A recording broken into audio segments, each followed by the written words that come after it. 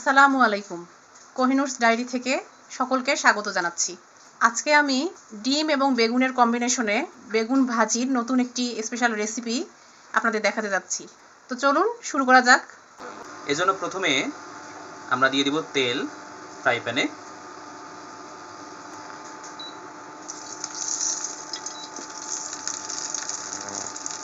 বাটিতে আমরা একটি ব্যাটার তৈরি করে নিয়েছি। এই ব্যাটারে মূলত বেগুনের মাঝখানের যে নরম অংশগুলো সেগুলো আছে, এর সঙ্গে কাঁচামরিচ, পেঁয়াজ, হলুদ, লবণ, সামান্য একটু গোলমরিচের গুঁড়া এবং ডিম, এগুলো দিয়ে এই ব্যাটারটা তৈরি করে নেওয়া হয়েছে। এখন বেগুনগুলো দিয়ে দিব। দেখেন বন্ধুরা, বেগুনের মাঝখানের যে অংশটা সেটা কিন্তু নাই, এটা আমরা কেটে নিয়েছি, নিয়ে ওই ব্যাটারের মধ্যে দেওয়া হয়েছে।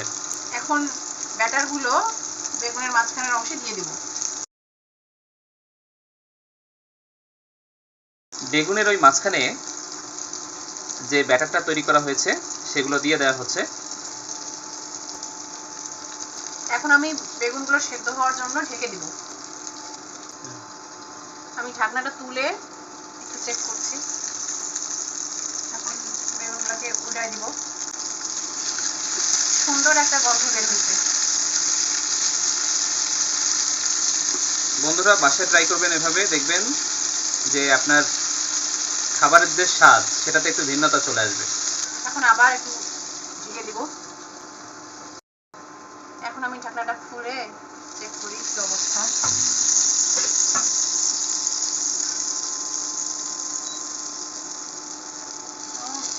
হ্যাঁ, একেবারে সেই সিদ্ধ হয়ে গেছে। উল্টায় দাও।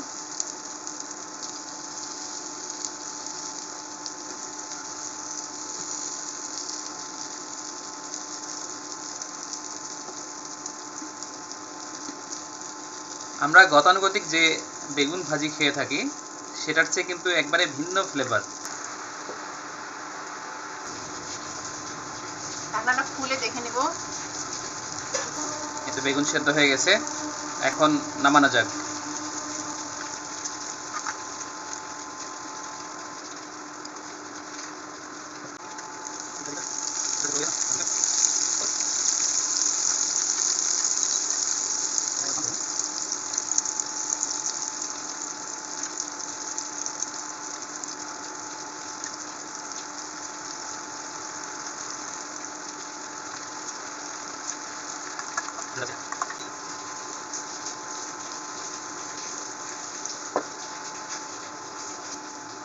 আমাদের বেগুন ভাজা শেষ, এখন আমরা এগুলোকে নামিয়ে ফেলবো। বন্ধুরা, আপনারাও বাড়িতে অবশ্যই ট্রাই করে দেখবেন। অত্যন্ত সুস্বাদু একটি রেসিপি। যদিও এই যে ডিমগুলো এখানে খুলে খুলে গিয়েছে, যেহেতু ডিম এবং বেগুন একসাথে ভাজা হয়েছে যার কারণে এগুলো আর কি খুলে গিয়েছে, তবে অসাধারণ সুন্দর লাগে। তো ঠিক আছে বন্ধুরা, আপনারা সবাই ভালো থাকবেন, সুস্থ থাকবেন এবং আমাদের জন্য দোয়া করবেন।